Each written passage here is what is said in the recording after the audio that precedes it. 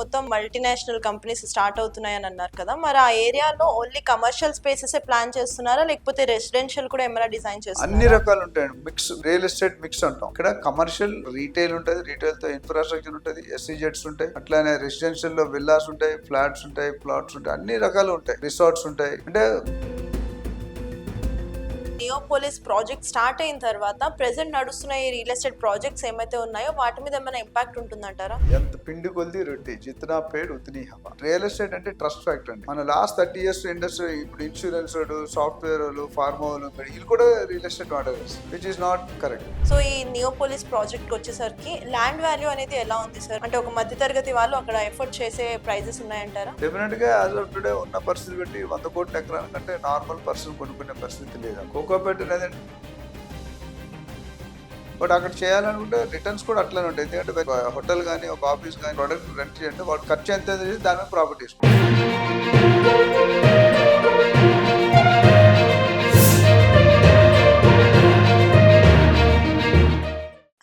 Super. So మీరు అన్నట్టు ఇక్కడ మొత్తం మల్టీనేషనల్ కంపెనీస్ స్టార్ట్ అవుతున్నాయని అన్నారు కదా, మరి ఆ ఏరియాలో ఓన్లీ కమర్షియల్ స్పేసెస్ ప్లాన్ చేస్తున్నారా, లేకపోతే రెసిడెన్షియల్ కూడా ఏమైనా డిజైన్ అన్ని చేస్తున్నారా? రకాలు ఉంటాయండి. మిక్స్, రియల్ ఎస్టేట్ మిక్స్ అంటాం. మిక్స్ అంటే అన్ని రకాలు. బిర్యానీ ఉండాలంటే ఒక రైస్ ఒకటి కాదు కదా, కాదు. మసాలా అని లవంగా, ఇలాచి, దాల్చిన చెక్క అన్ని వేయాలి కదా. ఇక్కడ కమర్షియల్ ఉంటుంది, కమర్షియల్ తో రీటైల్ ఉంటుంది, రీటైల్ తో ఇన్ఫ్రాస్ట్రక్చర్ ఉంటుంది, ఎస్సీజెట్స్ ఉంటాయి, అట్లానే రెసిడెన్షియల్ లో విల్లాస్ ఉంటాయి, ఫ్లాట్స్ ఉంటాయి, ప్లాట్స్ ఉంటాయి, అన్ని రకాలు ఉంటాయి, ఓకే. రిసార్ట్స్ ఉంటాయి, ఎంటర్టైన్మెంట్ ప్రోగ్రామ్. అంటే ఈ ల్యాండ్ చూసే జోనింగ్ ఉంటుంది మనకి, R1, R2, R3. ఒక్కొక్క జోన్ లో కొన్ని అలౌట్ చేస్తాడు, కొన్ని అలౌట్ చేయడు. సో రిసార్ట్స్ అనేది కంపల్సరీ ఫ్యాషన్ అయిపోయింది. క్లబ్స్, హెల్త్ క్లబ్స్, ఈ జిమ్స్, బ్యూటీ పార్లర్ ఇవన్నీ చాలా ఎక్కువ వాడుతున్నాయి. అంతకుముందు ఇంత అవేర్నెస్ ఉండేది కాదు, ఇప్పుడు అన్ని వాడుతున్నారు. సో అది 500 acres అంటే వెరీ బిగ్ ఏరియా. సిటీలో 500 acres అంటే వెరీ, ఒక ఎకరం 100 కోట్లు అంటే 500 into 100 crores వేసుకోండి ఎంత అయిందో, 5 lakh crores or something. So నేను ఏంటంటే ఇందులో ఒకటి కాదండి, అన్ని రెసిడెన్షియల్ కవర్ చేస్తారు, semi commercial, semi residential, retail, multiplexes అన్ని. ఇప్పుడు మనకి గచ్చిబౌలి అన్ని వచ్చాయి లేదా, అంటే కుక్కడపల్లి వచ్చాయి లేదా, ఇవన్నీ మించిపోయాడు. ఇవన్నీ 4 కలిపి అవుతుంది నిజంగా. అది చేస్తే కనుక మనం అనుకున్న ప్లాన్ ప్రకారం చేస్తే టైం పడుతుంది. నాకు తెలిసి ఇమ్మీడియట్ గా రేటు ఎవరు తట్టుకోలేకపోతున్నారు కాబట్టి it may take some time to develop, but once it starts develop స్లోగా. ఇప్పుడు ఆల్రెడీ కొంతమంది బిల్డర్స్ తీసుకున్నారు, slowly industries are planning to, పెద్ద పెద్ద వాళ్ళందరూ ఆల్రెడీ ప్రాజెక్ట్ స్టార్ట్ చేశారు. So we have to wait and see. All facilities will be city within the city లాగా అనిపిస్తుంది. ఓకే సార్, మరి మీరు ఇన్ని బెనిఫిట్స్ చెప్తున్నారు కదా, మరి ఈ నియోపోలిస్ ప్రాజెక్ట్ స్టార్ట్ అయిన తర్వాత ప్రెసెంట్ నడుస్తున్న ఈ రియల్ ఎస్టేట్ ప్రాజెక్ట్స్ ఏమైతే ఉన్నాయో వాటి మీద ఏమైనా ఇంపాక్ట్ ఉంటుందంటారా? ఏముంటుందండి, ఎందుకంటే ఎంత పిండి కొద్ది రొట్టి, జిత్నా పేడ్ ఉత్నీ హవా. సో నేను జనరల్ ఇప్పుడు ఒక 2 అరటిపళ్ళు 20 సంవత్సరాలు అమ్ముతున్నారు ఒక ఏరియాలో. 3వ అరటిపండు బట్టి ఇంకోటి పెట్టాడు. ఈ 2 షాపులు మూసేస్తారా? వీడి బిజినెస్ వీడికి ఉంటుంది. మీ దగ్గర 100 ఛానల్స్ ఉన్నాయి హైదరాబాద్లో, మా ఇంటి చుట్టూ 50 ఛానల్స్ ఉన్నాయి, బంజారా శ్రీనగర్, మీకు తెలుసు. 50 ఛానల్, ఎవరి ఛానల్ బిజినెస్ అని చేసి. ఇప్పుడు మీరు పాతది, మీకంటే కొత్తగా ఉన్నోడు కూడా బతుకుతున్నాడు, డబ్బు సంపాదించారు, మీరు బతుకుతున్నారు. అంటే ఒకటికొకటి కాంపిటీషన్ కాదు, మన సర్వీస్ క్వాలిటీ, యూనిక్నెస్. ఇప్పుడు నేను ట్రైనింగ్ ఇస్తాను, మీకు తెలుసు, రియల్ ఎస్టేట్లో అడ్వైస్ ఇస్తాను. చాలా మంది ఉన్నారు యూట్యూబ్ మీ దగ్గర వచ్చి మాట్లాడుతున్నారు. 2 years మాట్లాడేది, 5 years మాట్లాడేది, 30 years మాట్లాడేది మీకే తెలుసు, because doing all the anchors, all the anchors. So ఆ క్రెడిబిలిటీ అనేది, రియల్ ఎస్టేట్ అంటే ట్రస్ట్ ఫ్యాక్టర్ అండి. మన లాస్ట్ 30 years ఇండస్ట్రీ, ఇప్పుడు ఇన్సూరెన్స్ సాఫ్ట్వేర్ ఫార్మా వీళ్ళు కూడా రియల్ ఎస్టేట్ వాడేస్తున్నారు, విచ్ ఈస్ నాట్ కరెక్ట్. ఎందుకంటే ఇన్సూరెన్స్ ఇంట్రెస్ట్ ఉండాలి, ఫార్మా సాఫ్ట్వేర్ రియల్ ఎస్టేట్ ఎట్లా మాట్లాడతారండి. అంటే ఇప్పుడు డాక్టర్ పని డాక్టర్ చేయాలి, యాక్టర్ పని యాక్టర్ చేయాలి. యాక్టర్ కానీ డాక్టర్ పని చేస్తే పేషెంట్ ఏమవుతుందో నీకు చెప్పగలరు, కథం.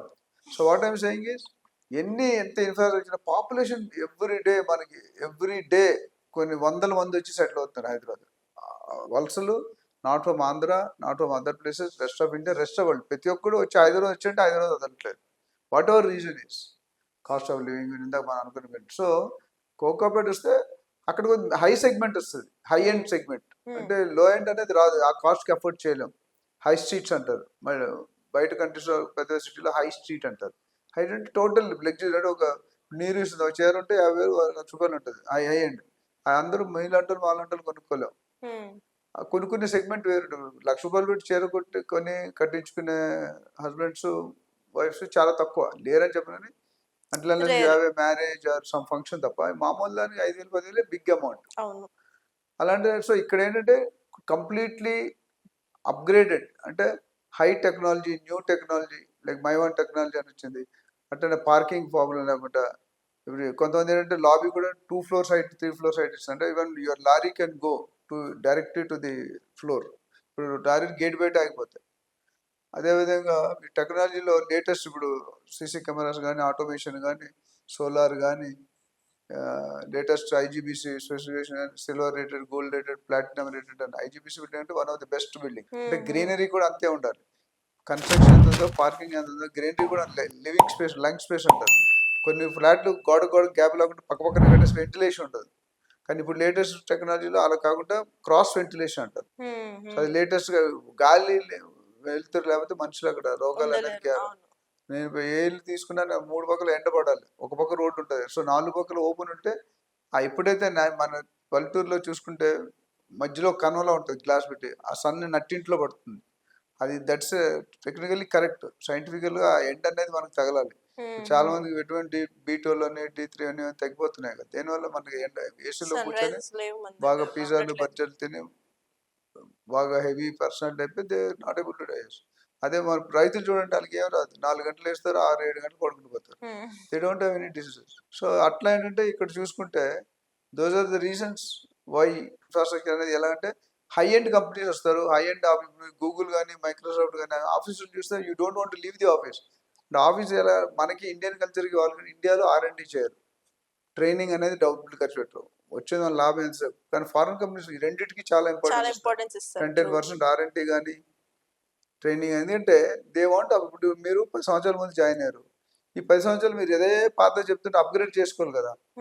అప్గ్రేడ్ చేస్తే మిమ్మల్ని ఇంకొకటి ఎవడో బీట్ చేస్తాడు. అవును. ఒకప్పుడు ఊబర్ ఉండేవాడు, ఊబర్ తర్వాత ఓలా వచ్చింది, ఓలా తర్వాత ర్యాపిడో వచ్చింది, అట్లానే Swiggy, food panda, Zomato, Zepto, Blinkit, Flipkart, ఇవన్నీ ఎలా వచ్చాయి? కొత్త కొత్త ఐడియాలు కదా. So if you don't upgrade the next man will come and kill you. Real estate సంబంధించి ఒక ఎగ్జాంపుల్ చెప్తాను. ఇప్పుడు ఇంతకుముందు ఒక 30 years బ్యాక్ బిల్డర్సే తక్కువ మంది ఉండే, వెరీ ఫ్యూ బిల్డర్స్. వాడు వాస్తు ఆయన బిల్డర్ అనే వాళ్ళు డెవలపర్ కానీ వాస్తు కట్టాడా లేదా, గాలి వస్తుంది, ఆయన కట్టిందే తీసుకోవాలి మనం, నో చాయిస్. ఇప్పుడు అలా లేదు. 300 degree షిఫ్ట్ అంటే కస్టమర్కి ఏం కావాలో మార్కెట్లో రీసెర్చ్ చేసి కనుక్కొని ఇప్పుడు లేటెస్ట్ సెగ్మెంట్ ఏం కావాలో ఆ విధంగా వాళ్ళు ఆర్కిటెక్ట్ డిజైన్ చేసుకుంటారు. ఎందుకంటే రతన్ మహాత్మా గాంధీ గారు అంటారు, customer coming to your premises is not an interruption. He is doing a favor by coming to you. You are not doing any favor by serving to him.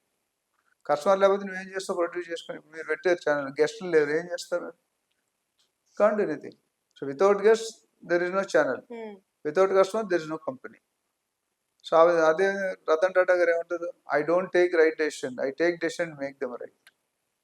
I don't take right decisions, I take decisions and make them right. మనం ఎక్కడో చదివాను, ఒక anchor మంచి car BMW Range Rover car, sir మీరు కొనుక్కోవడానికి engineer అడిగితే ఇన్ని సంవత్సరాలు పెట్టాడు, డాక్టర్ అడిగితే కొన్ని సంవత్సరాలు చెప్పాడు. అయితే రతన్ టాటా అంటే 9 years. ఏంటి సార్ మీరు అంత మిలియనర్ కదా, డబ్బులు ఉన్నాయి, 9 years ఏంటంటే నువ్వు కారు కోసం మాట్లాడుతావు, నేను కంపెనీ కోసం మాట్లాడుతాను. అర్థమైంది డైలాగ్. నువ్వు కారు కొనడానికి 5 సంవత్సరాలు ఉండాలి, 9 సంవత్సరాలు కంపెనీ టేక్ ఓవర్ చేసి కంపెనీ పెట్టడానికి చూస్తాను. అదే టేక్ ఓవర్ చేసాడు ఆయన. ఒకప్పుడు వాళ్ళు ఇన్సల్ట్ అయ్యి వచ్చాడు ఆయన అక్కడికి వెళ్ళి, టాటా ఇండిగో అవ్వడానికి వెళ్ళారు. సో చాలా మంది ఉంటారు, ఒకసారి అన్నారంటే దాన్ని సీరియస్ గా తీసుకుంటే ఎవరు ఆపరు. వాళ్ళ డిస్పరేట్ గా తీసుకుంటారు, డెడికేషన్ అలా. ఒక మాట అన్నారంటే ఈ మీన్స్ ఇట్. ఏదో అన్నాం ఫ్లడ్ చేయడానికో పొగడ్డానికో కాదు, అది ఎక్కువ కాలం ఉండదు. ఇఫ్ యూ టెల్స్, ఆయన 100 examples చెప్తాను. ఆయన ఇన్వెన్షన్. ఆయన ఒక ఆయన అడిగారంట, సార్ మీరు ఎప్పుడు టాప్ 10 లో ఎందుకు రాదు, రిచెస్ట్ పర్సన్, మీకు అంత ఆస్తులు ఉన్నాయంటే, I'm not a business man, I'm an entrepreneur అన్నాడు. అంటే 67 or 70% దాకా he will contribute his assets, his profits to the public charity. Okay. Hospitals, schools, colleges. అదేవిధంగా ఇప్పుడు అదర్ అంబానీ ఇవన్నీ ఉన్నాయి కదా, ఇవన్నీ వాళ్ళు ప్రాఫిట్ అందుకే 90% స్టేక్ వాళ్ళ దగ్గర. ఈయనకి చాలా తక్కువ, అన్ని లక్షలు. ఈయన కానీ నిజంగా అన్ని పెట్టుకుంటే ఈయన నెంబర్ 1 ఉంటాడు, అందరిని మించిపోయి ఉంటాడు. కానీ ఇది more public oriented, charity oriented. అందుకని ఆయన పేరు ఎప్పుడు స్థిరస్థాయిలో. కరోనా వచ్చినప్పుడు 1500 కోట్లు సింగిల్ షాట్ లో ఇచ్చాడు. First man to give 1500 crores, not a small amount. So ఈ నియోపోలిస్ ప్రాజెక్ట్ వచ్చేసరికి ల్యాండ్ వాల్యూ అనేది ఎలా ఉంది సార్? అంటే ఒక మధ్య తరగతి వాళ్ళు అక్కడ ఎఫర్ట్ చేసే ప్రైజెస్ ఉన్నాయంటారా? డెఫినెట్‌గా యాజ్ ఆఫ్ టుడే ఉన్న పరిస్థితి బట్టి 100 కోట్ల ఎకరానికంటే నార్మల్ పర్సన్ కొనుక్కునే పరిస్థితి లేదమ్మా. ఎందుకంటే that is one of the highly focused area, highly developed area which upcoming with latest technology, latest trends. అంటే ఫారెన్ సిటీలో ఉంటుంది నిజంగా డెవలప్ చేస్తే. నేను ఇందాక చెప్పగా హై ఎండ్ స్ట్రీట్స్ అని. అవును. కోకాపేట ఏంటంటే ఇట్స్ లగ్జరీ. ఒక స్క్వేర్ ఫీట్ మీద చూసుకుంటే 10 నుండి 15,000 పర్ స్క్వేర్ ఫీట్ చెప్తున్నారు. ఎంతమంది కొనుక్కోగలుగుతారు? బంజారా హిల్స్ చాలా రేర్. 20,000 25,000 ఉంది. బంజారా చెక్ పోస్ట్ మీద ప్రాజెక్ట్ 25,000 చెప్తున్నాడు. చెక్ పోస్ట్ కార్నర్లో మీద కేబీఆర్ పార్క్ వేసి మామూలు 5,000 6,000 కొనుక్కోవడానికి జనాలు అల్లాడిపోతున్నారు. ఇప్పుడు నెలకి 50,000 60,000 శాలరీ. ఇప్పుడు ఒక యాంకర్గా ఒక డైరెక్టర్గా సంథింగ్ ఒకటి 50 నుండి ₹1,00,000 వస్తుంది అనుకోండి శాలరీ. ఆ ₹1,00,000తో పిల్లలకి ఫీజులు ఏం కడతాడు, ఇల్లు రెంట్ ఏం కడతాడు, తిండి ఏం తింటాడు, వాళ్ళ అమ్మా నాన్న ఎలా చూసి ఎక్కడ ఉంటుంది డబ్బులు? Hardly in the saving. So ఇలాంటి కొనుక్కోవాలంటే వాళ్ళ salary 4 lakhs 5 lakhs per month ఉంటే ఏమో పాసిబిలిటీ ఉంటుంది. 50,000 40,000 you have to simply forget. But అక్కడ చేయాలనుకుంటే రిటర్న్స్ కూడా అట్లనే ఉంటాయి. ఎందుకంటే వెన్ యూ పే ఒక హోటల్ కానీ ఒక ఆఫీస్ కానీ ఒక ప్రోడక్ట్ రెంట్ చేయంటే వాడు ఖర్చు ఎంత చేసి దాని మీద ప్రాఫిట్ తీసుకుంటారు. అంతే కదా. ఇప్పుడు మీరు ఒక కస్టమర్కి మార్కెట్ డిజిటల్ మార్కెట్ 1 lakh తీసుకున్నారు అనుకోండి. ఆ 1 lakh వర్త్గా 5 lakhs వస్తేనే మీ దగ్గరికి వస్తాడు. లేదా 2 నెలలు వచ్చి 3 నెలలు వెళ్ళిపోతాడు. ట్రూ. అవునా కదా. అలానే వాళ్ళు బేబీ చేయడం మీరు మానేస్తారు, మీరు చేయబోయినా వాళ్ళు మానేస్తారు. సో ఇట్స్ డైరెక్ట్లీ మన inputs is equal to outputs, directly related. మనం ఎంత ఖర్చు పెడతాం, మా బిజినెస్ ఏంటి, మనం ఎంత ఖర్చు పెడుతున్నాం మనకి ఎంత లాభం వస్తుంది.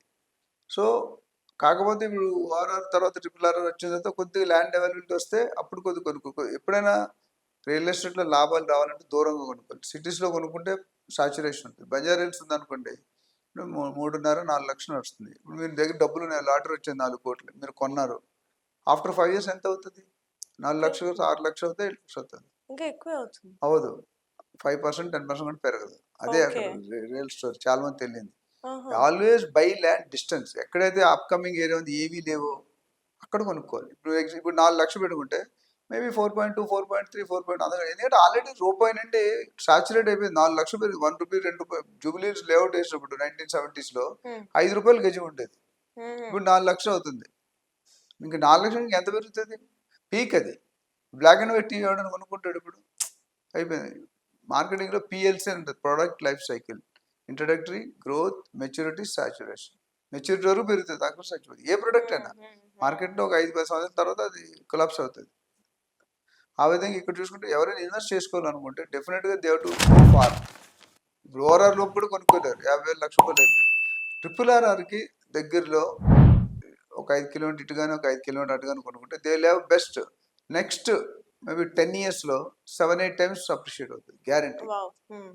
అంటే మీరు ₹1,00,00,000 కొంటే 6-7 కోట్లు అవుతుంది పక్కా.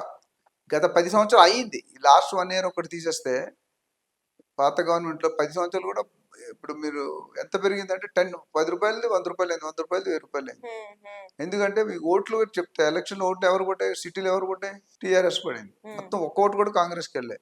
బయట ఎవరు కొట్టాయి? TRS ఒక్క ఓటు రాలేదు, Congress. So mandate is very clear. City people are very happy with real estate develop, అందుకని వాళ్ళు వేసారు. అవుట్ సైడ్ పీపుల్ అక్కడ డెవలప్ చేయలేదు. సో ప్రజలు ఎప్పుడు నువ్వు తక్కువ అంచనా వేయకూడదు. యూత్ని కానీ ఎలక్ట్ ఓటర్స్ కానీ you should be very careful. ఇప్పుడు ఏంటంటే నార్మల్ పర్సన్ కొనుక్కోవడం కొద్ది కష్టమే, కొద్ది దూరంగా వెళ్ళిపోతే కొనుక్కోండి. ఎందుకంటే ఒకప్పుడు మీరు చూసుకుంటే కుక్కడపల్లి కానీ, ఏఎస్రావు నగర్ కానీ, దమ్మాయి కూడా ఏదో ఉంది, అది దిల్సుఖ్ నగర్ వన్స్, అక్కడ ఎవరు అంత దూరం వెళ్తారు? పిక్చర్లో ఉన్నారు ఇక్కడ సిటీలో. బేగంపేట అబిట్స్ షాపింగ్ సెంటర్, కోటి. ఇప్పుడు ఎవరు వెళ్తున్నారు బేగంపేట? అసలు ఉందా పేరులో? కోటికి వెళ్తున్నా. మొన్న నేను కోటికి వెళ్తే ఐ వాజ్ షాక్డ్. ఏమి లేవు.